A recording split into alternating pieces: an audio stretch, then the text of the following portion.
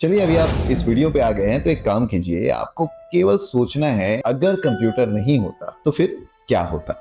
ना ये यूट्यूब होता, ना मोबाइल, ना कोई एप्लीकेशन होते, ना ये एआई होता। ऐसा ही है ना। चलिए अब एक और सवाल मैं आपसे पूछता हूँ कि सबसे पहले ये जो कंप्यूटर का आइडिया है वो किसको आया, और आइडिया आया तो आया ठीक है, पर उसने ऐसा सोचा क्यों? क्या वो भी यूट्यूब बनाना चाहता था या फिर गेमिंग करना चाहता था? तो देखिए, ऐसा तो कुछ भी नहीं था उस समय जब कंप्यूटर का आइडिया आया, बल्कि कंप्यूटर जो है ना एक बहुत बड़े प्रॉब्लम को सॉल्व करने के लिए सोचा गया था। तो आज के इस वीडियो में हम यही जानेंगे कि ये जो कंप्यूटर है ये आया कैसे दुनिया में और किसने इसके बारे में सोचना शुरू किया। तो चलिए हम 200 साल पीछे चलते हैं। उस समय ना तो कैलकुलेटर था और ना ही कंप्यूटर। साइंटिस्ट और जो इंजीनियर्स है उनको बड़े बड़े कैलकुलेशन करने पड़ते। एस्ट्रोनॉमी, नेविगेशन, इंजीनियरिंग और बिजनेसेस सब में कैलकुलेशन की जरूरत पड़ती थी, और जब जरूरत पड़ती थी तो ये सारे कैलकुलेशन मैनुअली किए जाते थे। और ऐसे में अगर एक छोटा सा भी कैलकुलेशन का मिस्टेक होता था तो प्रॉब्लम बहुत बड़ी हो जाती। अगर हम एक जहाज की बात करें ना तो वो गलत रास्ते में चले जाता, चाहे वो एरोप्लेन हो या फिर पानी में चलने वाला जहाज। एक छोटी सी कैलकुलेशन की मिस्टेक एक गलत रास्ते पे उसे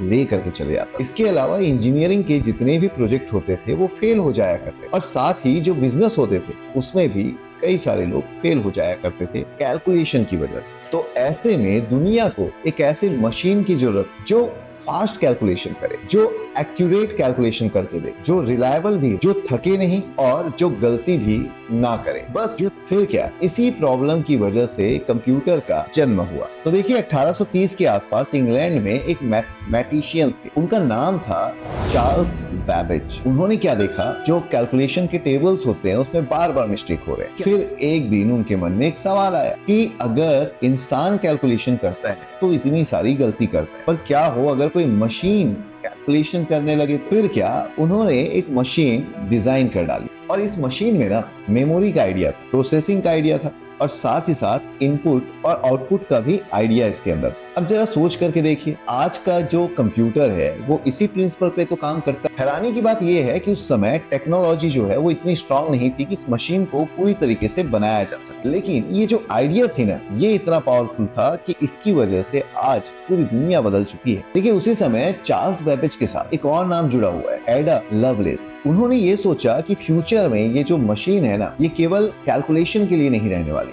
बल्कि इसका यूज करके हम ग्राफिक प्रोसेस कर सकते हैं, वीडियो प्रोसेस कर सकते हैं, म्यूजिक सुन सकते हैं।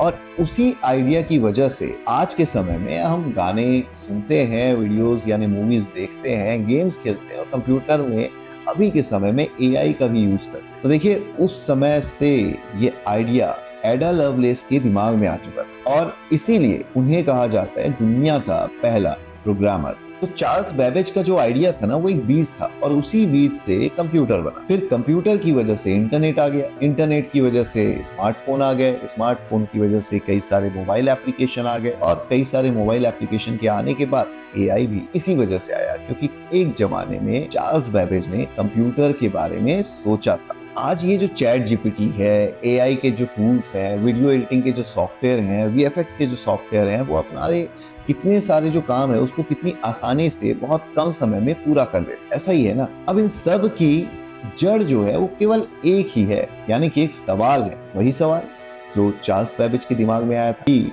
ये जितने भी कैलकुलेशन है ये कोई मशीन क्यों नहीं कर सकती। तो एक सिंपल प्रॉब्लम था कैलकुलेशन को लेकर के, और उसका एक सिंपल सा सॉल्यूशन था कि कोई ऐसी मशीन बना दी जाए। और देखिए इसी सिंपल प्रॉब्लम और सिंपल सॉल्यूशन की वजह से आज पूरी दुनिया बदल चुकी है। तो देखिए इस कहानी से हमें एक बहुत बड़ा लेसन मिलता है कि जो ग्रेट इन्वेंशन होते हैं ना ये ग्रेट आइडिया से कभी नहीं होते, बल्कि प्रॉब्लम की वजह से पैदा होते हैं। कंप्यूटर कोई प्रोडक्ट नहीं था, बल्कि वो भी एक सॉल्यूशन था। आज अगर आप एक ग्राफिक डिजाइनर हैं, यूट्यूबर हैं, वीडियो एडिटर हैं, वीएफएक्स आर्टिस्ट हैं, तो ये सब की शुरुआत आज से 200 साल पहले ही हो चुकी थी। तो चलिए अब आपकी बारी है, आप भी खुद से पूछ करके देखिए कि आपके आसपास ऐसी कौन सी प्रॉब्लम है जिसको आप सॉल्व करना चाहते, क्योंकि जहाँ पे प्रॉब्लम होती है ना वहीं पे अपॉर्चुनिटी होता है। तो देखिए अगर आज की इस वीडियो से आपने अगर कुछ भी सीखा है तो कमेंट करके जरूर बताएं, और आगे आने वाले वीडियो में अभी हम डिजिटल लर्निंग सीख रहे हैं ना, तो उससे रिलेटेड और भी चीजें सीखते चलेंगे, यानी हम अपने डिजिटल स्किल्स को डेवलप करने वाले हैं। पर इसके लिए आपको इस चैनल को सब्सक्राइब करके रखना पड़ेगा, और जितने भी भी वीडियोस मैं लेकर के आ रहा हूँ उनको आपको अच्छे से देखना पड़ेगा। इसके अलावा लाइक करना तो भूलना ही नहीं है, और जो भी मैंने सवाल पूछा अगर आपको उसका जवाब पता है तो कमेंट करके जरूर बताएं। जैसे कि मैंने सवाल पूछा कि आप कौन से प्रॉब्लम को सॉल्व करना चाहते। तो चलिए अब मिलते हैं अगले वीडियो में, तब तक के लिए लेते रहें VFX वाला ज्ञान। धन्यवाद।